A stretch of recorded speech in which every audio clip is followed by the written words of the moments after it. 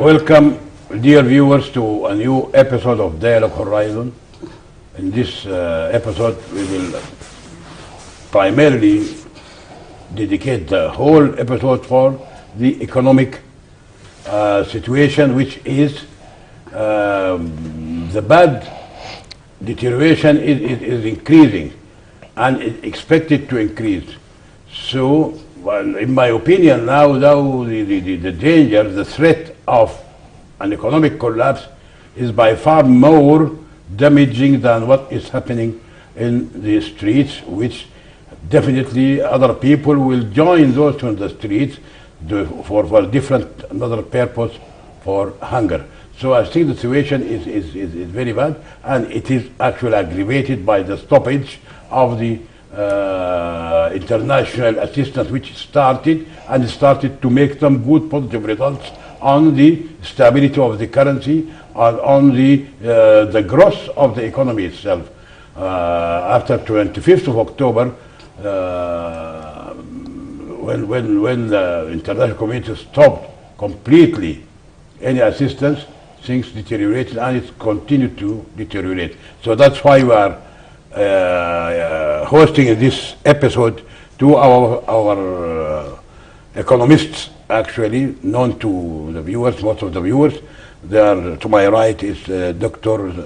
Sammani Hanoun. He's an economist and finance management scholar, and he works in different universities as freelancer. Also, we have our friend Dr. Yasser Ibed. He is also an economist and used to be a banker a long time ago, and he worked in different parts of Africa. So he knows exactly what is happening and what will happen to the economy of the country. Okay, we start by Dr. Sammani. Dr. Sammani Hanoun. Recent, as in the past few days and just before the budget was prepared and approved by, in the absence of a government, only maybe the Minister of Finance, the government started, or the ministers, actually there is no government. The appointed ministers are always, especially the Minister of Finance, started imposing some duties and adjustment of the prices of the major commodities. That is to say, lifting the subsidy, which one day lifting the subsidy was a red line. Nobody can cross it. Now it is crossed many times until even yesterday the fuel prices went up a little bit, and the bread, most of the major commodities. So do you think that this will have a positive effect on the economy? Definitely will not have a positive effect on the citizens, but on the economy. Will it, in the end, if it continues like this, if it continues like increasing the prices, adjusting the prices, and the different fees for the government of different transactions between the citizens and the government, like annual financing, like passport renewals and passport issuing, things like this. Yeah. So to what extent this will hold? Thanks, Engineer Abu Haras, and especially to Dialogue Horizon for this moment to share the hot issue, the economic tightness in Sudan today, due to increasing macroeconomic indicator, inflation, exchange rate, unemployment, the negative trend of the GDP in the economy. Now the economy is taking bearish direction. That is to say, we expect more inflation in the economy due to increasing the direct taxes, which is harmful to the production in the economy, and also will result in a catastrophic end on the per capita income of the Sudanese people, because Sudanese people suffer from deterioration deteriorating purchasing power. Now, the liberalizations of the commodities like electricity, like bread, like transport and others basic commodities and necessities that will increase the tightness in the economy, and especially the deteriorating positions of the standard of living for masses of Sudanese people. Needless to repeat that Sudanese people suffer from very stagnant and very tough economic position since December 2018 and up now. Now the position magnified by the recent decision taken by the Ministry of Finance, that is to liberalize the prices of electricity and also the prices of breads and the other basic commodities. So the trend of the economy will be breach, will take the breach directions, and in the near future the positions of the Sudanese people will be deteriorated as a result of this very aggressive economic decisions on budget in order to heavily rely on local resources due to the stopping of foreign or international aid to the budget, and that created very tight economic position today in Sudan. So the general trend of the economy and the climate of the economy is the breach position due to the this special structural adjustment program dictated by the IMF and the World Bank in order to make a national economic reform that is actually resulted in the current tightness in the economy. So the general, our last concluding judgment is that the positions of the economy will go into the breach direction. That is, we expect increasing inflation in the economy, we expect more volatility in the prices of the dollars in Sudanese market, we expect that the unemployment will increase in the economy, we expect negative trends of the GDP in the economy. So that is an ultimate result for the current economic policies dictated by the Ministry of Finance, and especially the budget of the 2022 actually is a very aggressive budget, and that will worsen the economic standards or the standards of living of masses of Sudanese people. So I think there is imperative need for the international aid to support the government in order to avoid total collapse in the community and the government as well because of this very tight budget in the economy. So the climate is the breach climate, and the trend of the economy is a breach trend actually in the near future. Okay, this means that as if you are saying that the policy of increasing the prices to bridge the gap between expenditure and revenues in the government without the intervention of the international community or without the resumption of the assistance, it will definitely, the whole thing will go to a collapse. Definitely, yeah. We'll continue this direction. Needless to repeat that the structural programs or the economic reform program dictated by the IMF and the World Bank need to be accompanied by another package of programs, that especially the social aids that support the vulnerable groups in the economy. Unfortunately, the international aid is stopped. So we remain only with the structural reform program that will harm the positions of the people. Okay, that's good. Okay, Dr. Yasser Abed, now having heard what Dr. Samani Hanoun said about, no, we go back to the Minister of Finance. He said that a budget of 2022, it includes very sizable increases in the salaries of the people, the employees. And he is saying that this will not affect, it will not make the prices of the commodities go up. And he also has certain that said that they are not going to borrow from the central bank, neither borrowing from the and printing currency. Without printing notes, because printing notes, as all you know, is something damaging. So people are asking from where.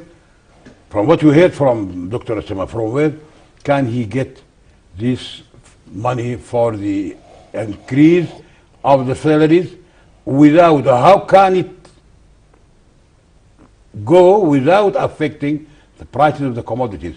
Usually people, they know that when salaries are increased, prices go up. As an economist, what do you think? Can you elaborate on this? People are asking, how can this be done? Thank you very much, Mr. Engineer Haraz, and my regards to all the Horizon team. Actually, we know the crisis of the crisis situation of the economy of Sudan started a long time ago, more than 1 decade. And now after the revolution also that all the expected that internally and externally the economy is going to be to recover, but still the economy is going on the negative way. And after the last government, maybe after the starting that 25 October, and the budget came on very difficult time in 2022. The Minister of Finance really tried to say that it's not going to the soaring of the prices and increasing of the salary is not going to affect the prices and not going to affect the economy. Because that is, I don't think he was right on that way. But normally, when you increase the salaries, we know very well that the increasement of the market going how. And last increasement is really the time of Mr. Badawi. Also, the increasement of the salaries is really give the market a very big chance to show the prices. The prices now is really unbelievable. Even day by day, we are in that problem. Even with I've seen the currency, the foreign currency is stable at the time. It's not that going like before. There is no increasement of the dollar and foreign. He said that he's not going to frame the notes and they are not going to affect that is it's not right. By the way, it's going to affect definitely going to affect, and because we don't have cover for that. You cannot cover that with a specific program, as Mr. Prof mentioned. We don't have a program where there is no vision for production, no vision for the export, no vision for how we get the revenue. Even though we don't have a vision even for the revenue itself internally. Because he said that the budget is going to depend on internal finance, and that is it cannot be at this because we know that maybe within the first quarter up to maybe March we're going to read the graph how it's going to go, because the budget, if it's not going to be stable, if it's not going to be at least to face the problems of the financing for the budget and for the, as you know that even our GDP now is going down, and we know that the inflation how is increasing day by day, and we know how the employment and the problems of the economy is really having so much pressure. And we up to now even the budget itself in this situation cannot face the situation alone. They have to go for a program, at least short program or at least middle program, so that they can support the budget. The budget itself is going to face a big challenges in the next maybe months if they are not going to go for a proper program in economic sectors, because as we know that now we don't know even the vision in agriculture how is it, and we have seen now the revenue for even for gold now is decreasing by maybe 50%. Now it's all because of the situation. The political situation is really affecting also the economy so much. As we know that the arena now it's not stable. It's not stable. That's another disaster even itself now, because the political situation is the crux of matter. If we are not going to treat the political situation, the economy cannot recover.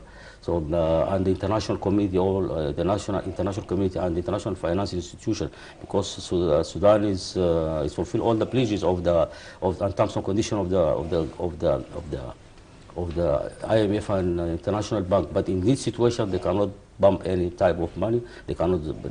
But Dr. Yasser Ahmed also, when we talk, you as an economist, when you talk about a budget is two sides. Each side is important. Both sides are important. Now, the Minister of Finance spoke about the internal and the not printing, but he did not speak of how to improve export revenues. Yes. not by something which take long time, by investment, but by curtailing or by combating the smuggling. Everybody knows that smuggling of gold without passing by the government and the Bank of Sudan, plus the Gum Arabic, also, plus other commodities. Now the blockage of the North Lifeline to Egypt, it revealed a lot of catastrophes, disasters. People not aware of the fact all these commodities they are flowing, definitely 90% or 80% of it, not the revenues are not coming through the official channels. So what about the export and improving the export, not by new investment, but by adjusting and controlling the export of the dear commodities like gold, sesame, gum Arabic. What do you think of this? Without controlling the export, nothing can be done. This is a very important issue and a very important point, by the way, because now we don't have a vision for even for our revenues, internal revenues. How as you know that the smuggling is very active at this time. Smuggling of gold, smuggling of money even itself. Even now I've seen that a lot of money that's coming outside Sudan, a lot of investment of investors even in Sudan, Sudanese investors, they're escaping outside Sudan because of the stability. You know that the political stability is one of the biggest problems.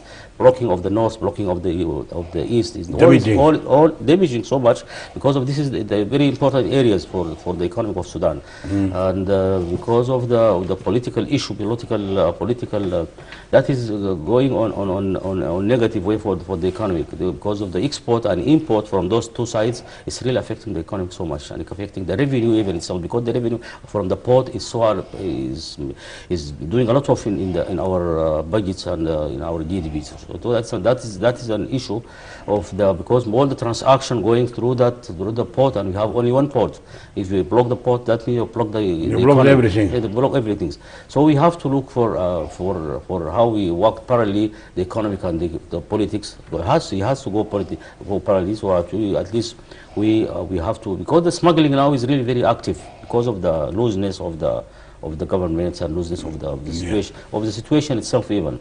Because still up to now the institution is not all completed and most of it is not working with full capacity and even internally, or especially even the revenue, and this is why the smuggling is active so much because of that losses of the not only the gold, even the gold itself, as you know that the revenue is going 50% down now. That's a disaster. In fact, it's a big issue. Very bad. And when you go to the gum Arabic, also is another issue. So smuggling of the gold of the gum Arabic now is in all international market is going there, and we know nobody in our government, even Minister of Finance or Minister of Foreign Affairs or Minister of Trade, they have to go and look for this international markets and to see from where this market getting this is smuggled, because the international market cannot work with smuggled. Never, even in gold, they can't work in that.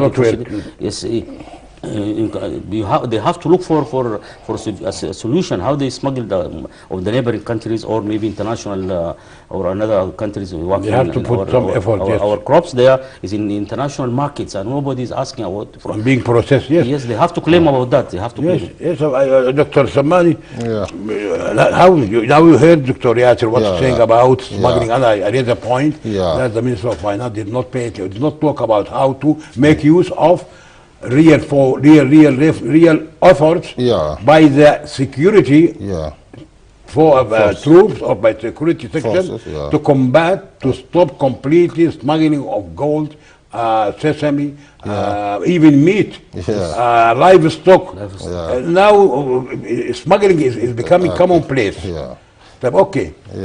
In this all and having all this in mind, the minister talked about a budget for 2022, and you said budget 2022 will be very tight.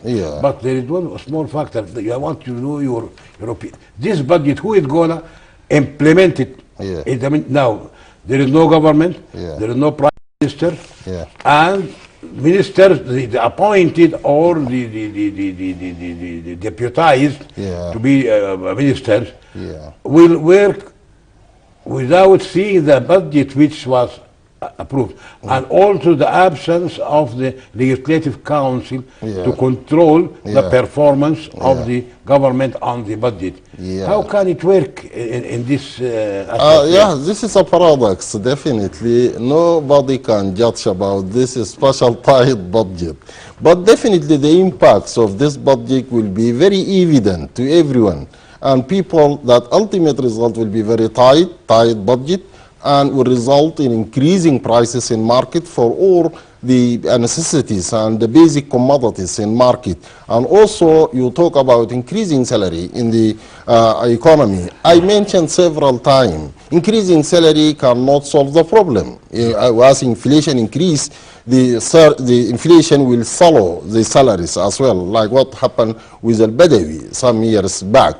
The ultimate solutions, I think we have to address the value of national currencies. That is what you mentioned, through targeting production in the economy, through targeting marketing techniques, and remove all the administrative and the hurdles facing trade in seaport, in the north, gateways, in different parts of country. We have to open the market. So the Minister of Finance should develop sounding management to the resources. We have resources, but we need just to develop sounding and practical approach to manage these resources, not to be smuggled, not to be abused, for example.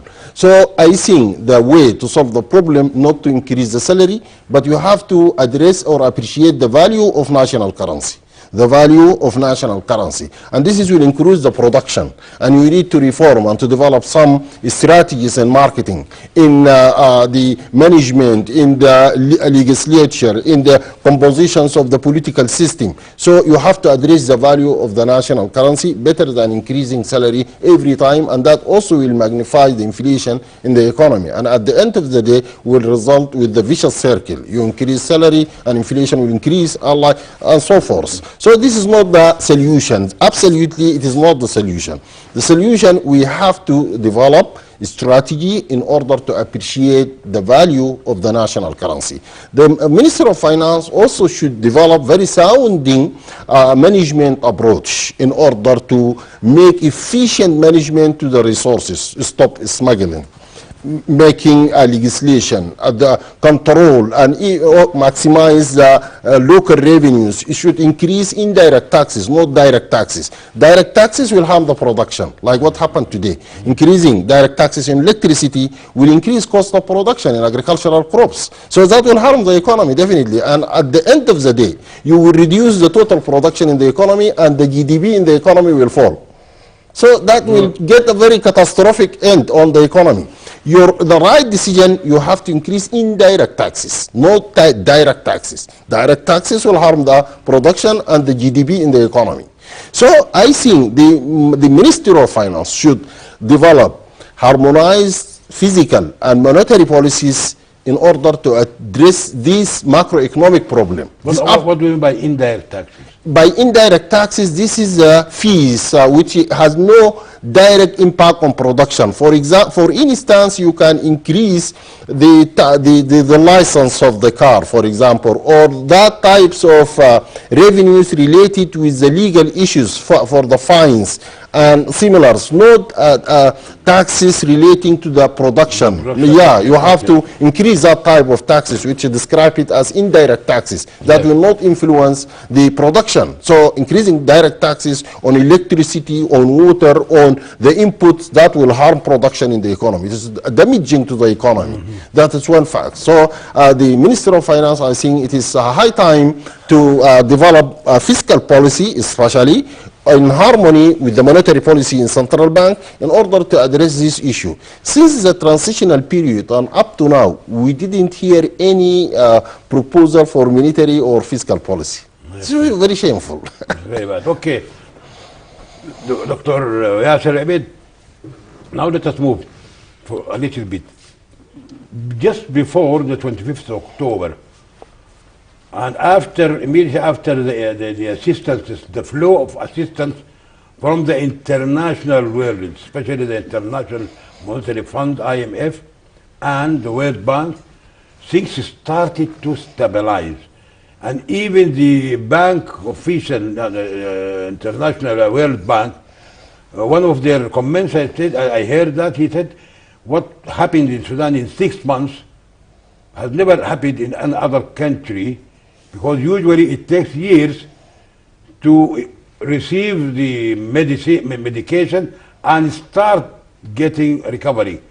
So he's talking that the recovery was very fast and quick. And we all noticed that within 6 months the price, the value of the currency, it stayed at 450 as declared by the official bank, and almost the parallel market for the currency, the bad parallel market, it almost disappeared and it was dormant for some time. Now these days it started to revive.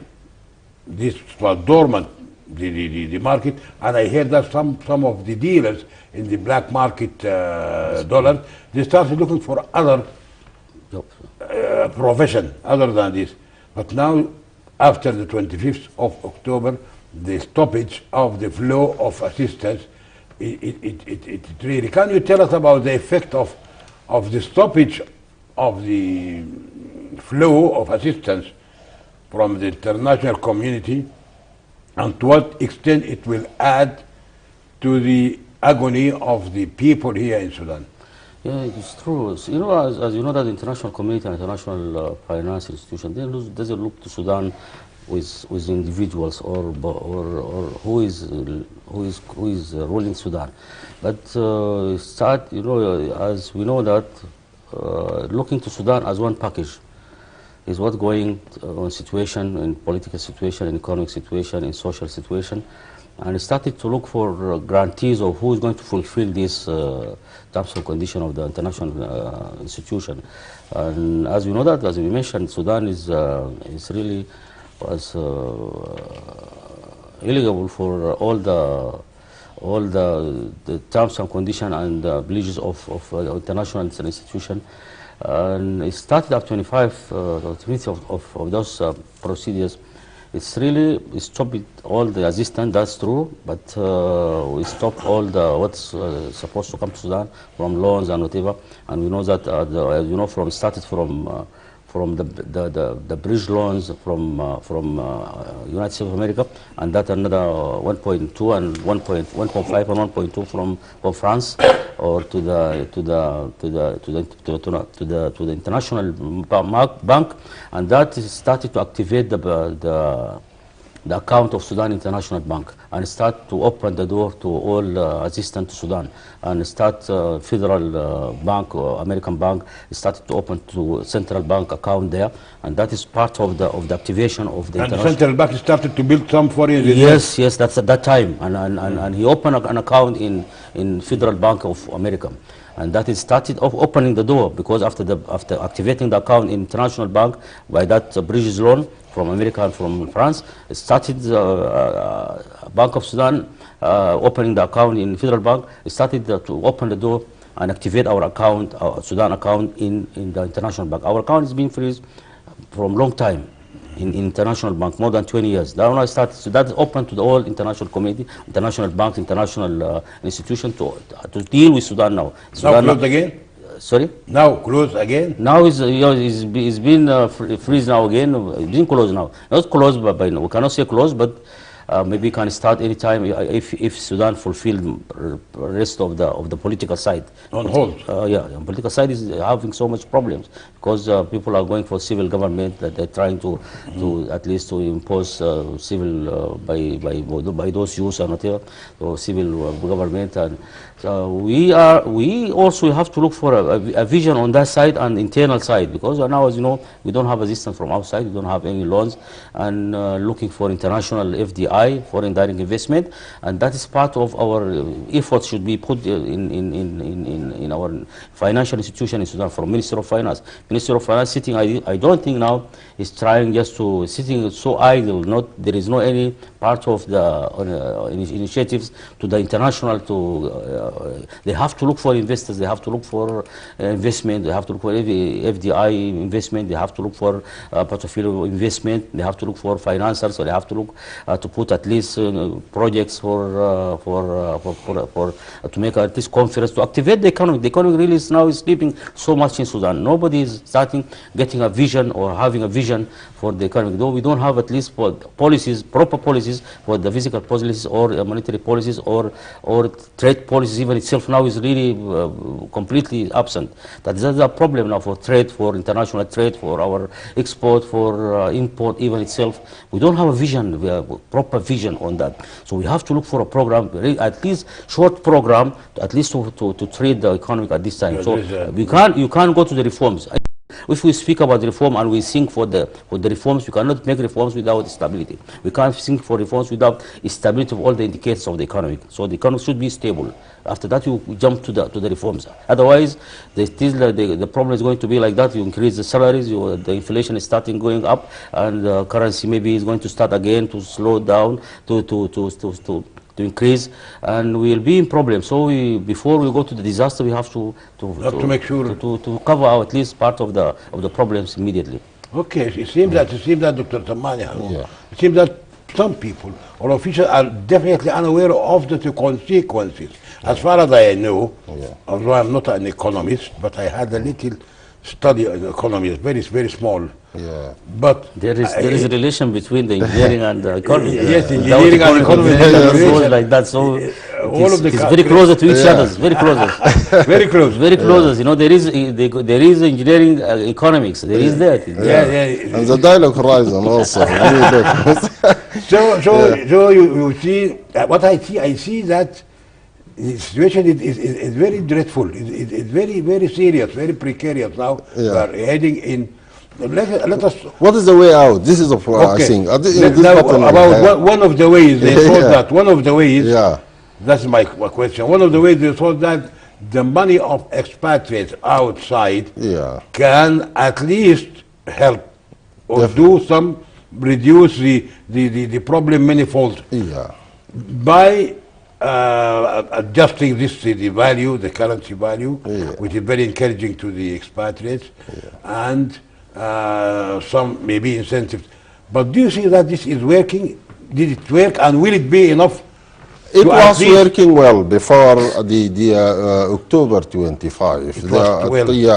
The inflow of foreign transfers from the expatriates working abroad. And the market of dollars in Sudan relatively was stable before that decisions of October 25.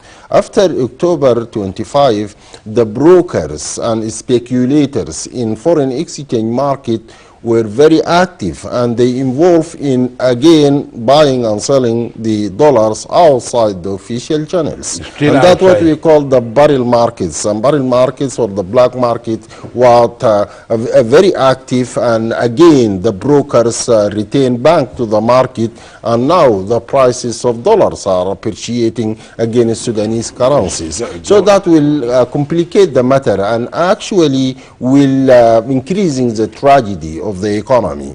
I think the way now the politics control the economics, and you know there is functional relation between economics and politics. Now Sudan, the political discourse completely control the economy. The way out, we need to establish hybrid government. In hybrid government is a civil cum military. I think this is a practical approach for the UN should speak or should consider this approach in order to get the way out.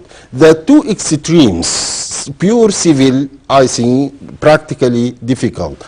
Pure military failed, you see.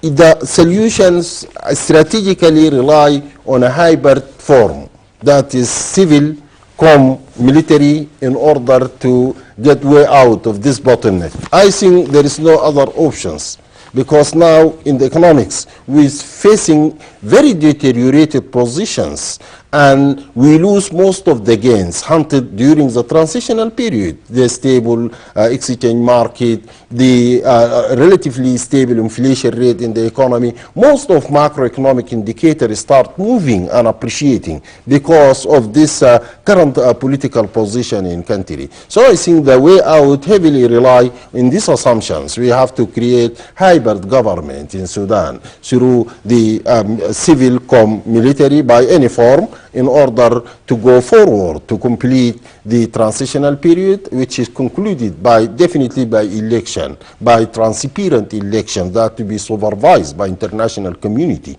in order to pave the way for stability in the country. So I think for the current congestions in Sudan and the current economic tightness, the only way we have to accept others and we have to think collectively in order to go ahead and to maintain a better standard of living of the people. Many of Sudanese people, by the way, today are threatened by the famine, by starvation in different parts of country. So we have to give priority to the national discourse, and we have to sacrifice most of our personal agenda, and we give better options for the national agenda. We have to sacrifice and we have to come to compromise between military and the civil in order to go ahead, in this special, very tight times of the Sudanese government.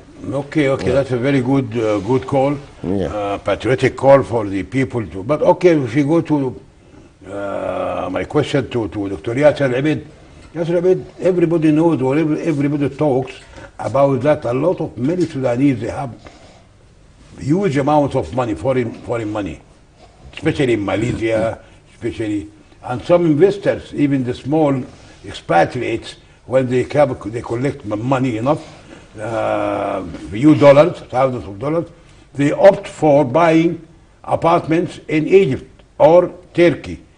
They never thought of bringing their money to Sudan and invest their money in Sudan in real estate or in agriculture or whatever. So is there any way that people can be put back to the track of the patriotism, to be really to love Sudan?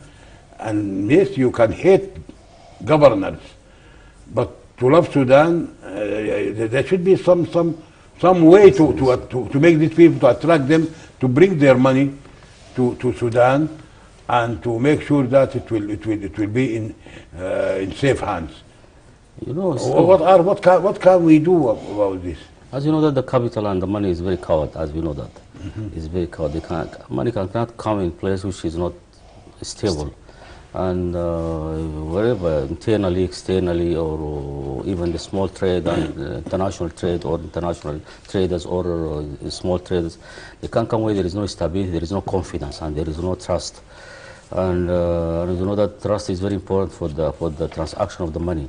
And if you have money, if you are not going to know that the way is secure and the place is secure, you cannot take your money to the bank. You have to store it internal in your maybe in your room. So this is why the hold of the money of Sudan is kept outside, and is still escaping outside in our neighboring countries and international, maybe in other countries in Europe or in Asia or in Africa even. Because of the stability situation in Sudan. As we know that the situation in Sudan is really, it's not that, cannot encourage the investment to come to stay. This is why the even internal national traders and national businessmen, they are trying to take their money outside, to invest outside where there is secure and there is confidence there. We have to look for proper policies there to attract this money, even for expatriates. That is another issue also. This is from 6 to 9 billion US dollar. And we know that most of the money which is coming outside the Sudanese national money for the private sector is not less than 30 billion US dollar, and more than that. That is why it is in our neighboring country, in here, maybe in Ethiopia, in not Egypt, less than 30 billion. Not less than that. That is why we support. This is why we always saying that we don't have shortage of foreign currency in Sudan. The money is really working outside in the banks, from bank to bank outside, but it's not in Sudan. And we have to look for ways. How can we attract this money? How can we make stability for our situation in Sudan?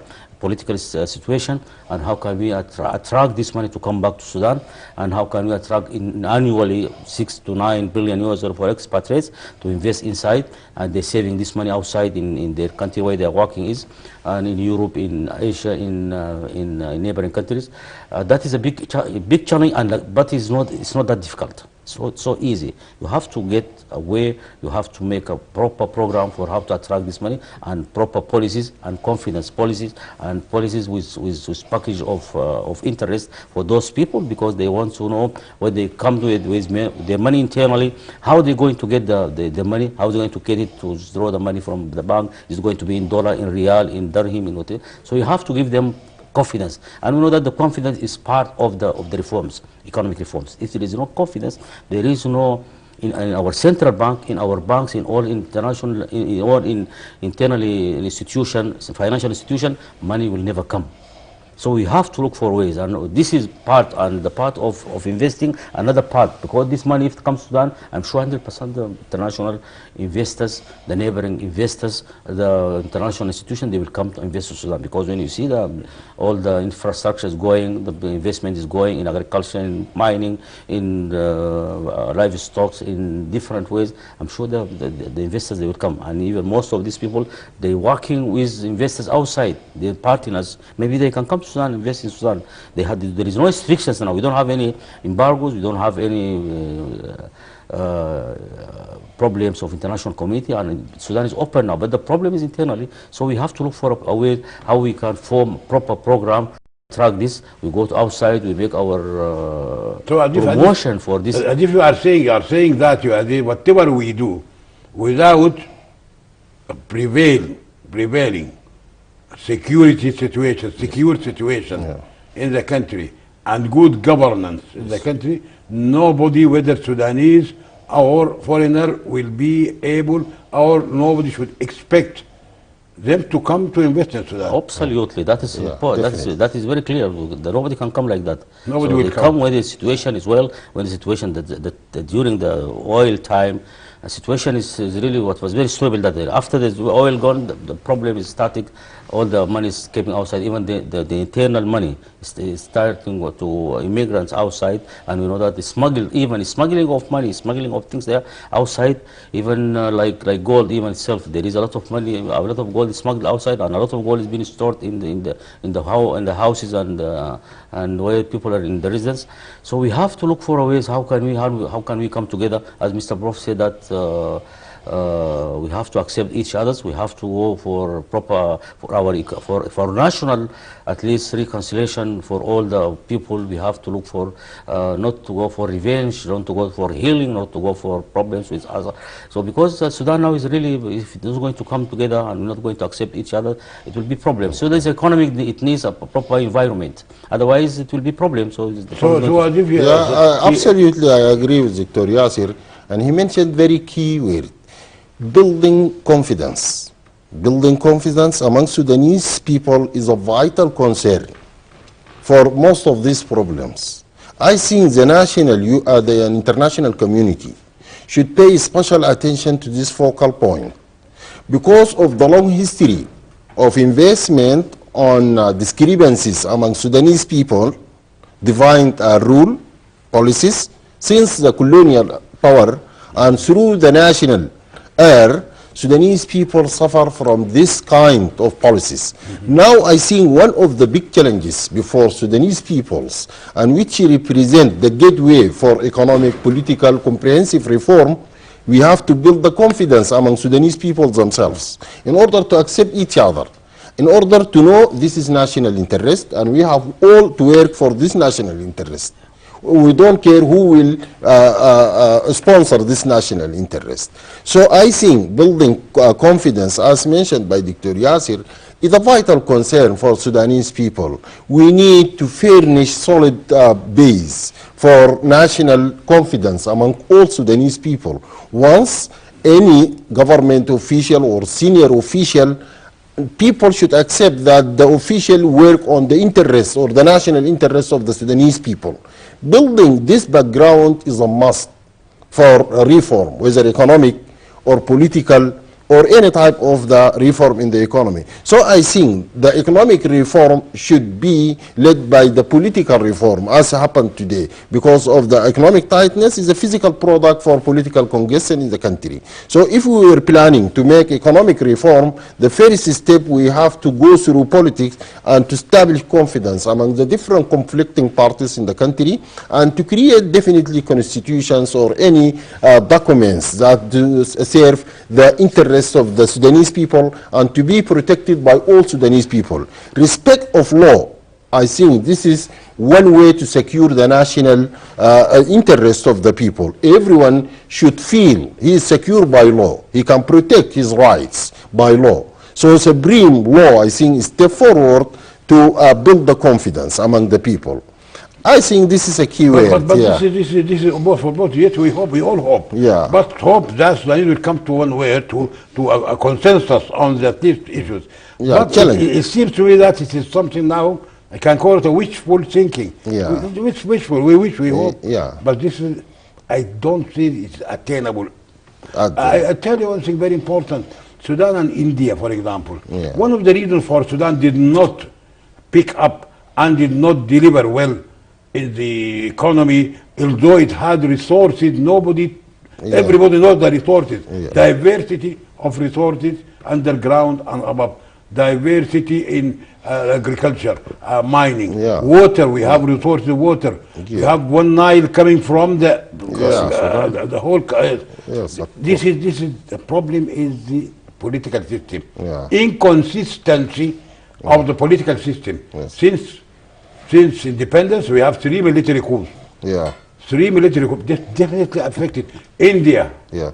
almost they got their independence almost few years before Sudan. Yes. But now India is one of the greatest countries in the globe. yeah. And nobody will think of a coup will come to in India. Definitely. Sudan could have been the same. That's why we are in this big trouble. So my last question may be about the effort of the Bank of Sudan, both of you, Bank of Sudan, of these auctions there. Yeah. Every now and then they are offering about few millions of dollars for auction for banks to be used by their clients in imports. Yeah. So is it a good point? Is it working? Yeah, it is a part of a long reform program. Still, I repeat it several times, that central bank plays very humble role in the economic tightness. The central banks generally during economic tightness and the economic panics play very important role to address the problem and also to make the roadmap and the way out of the bottleneck. But unfortunately, the central bank in Sudan has a very humble manifesto to address these challenges, these economic challenges of Sudan. And even it is totally absent, even in the media.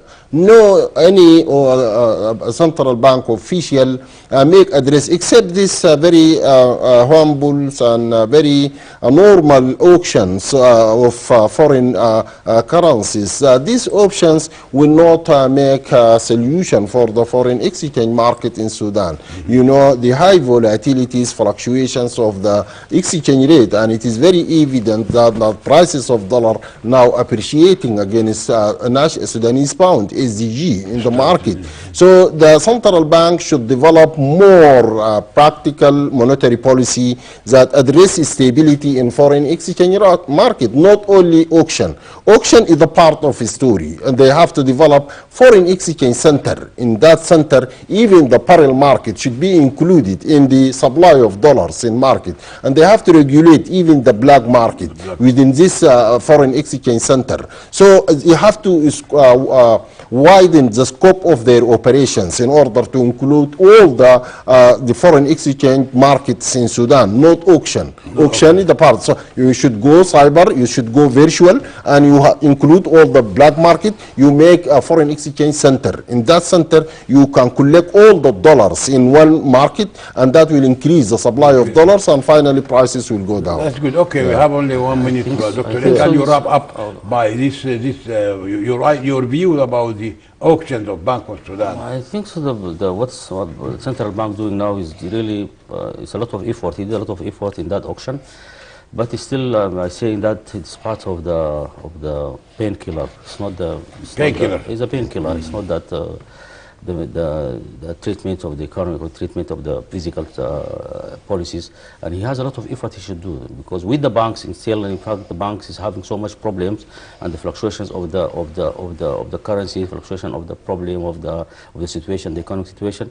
We need to go for a proper vision for the policy, because the physical because the monetary policies is the main policies for the economy. It's very important policy. Expat is really very absent, and the central bank is not going to take care of this part of the policy of the expatriates.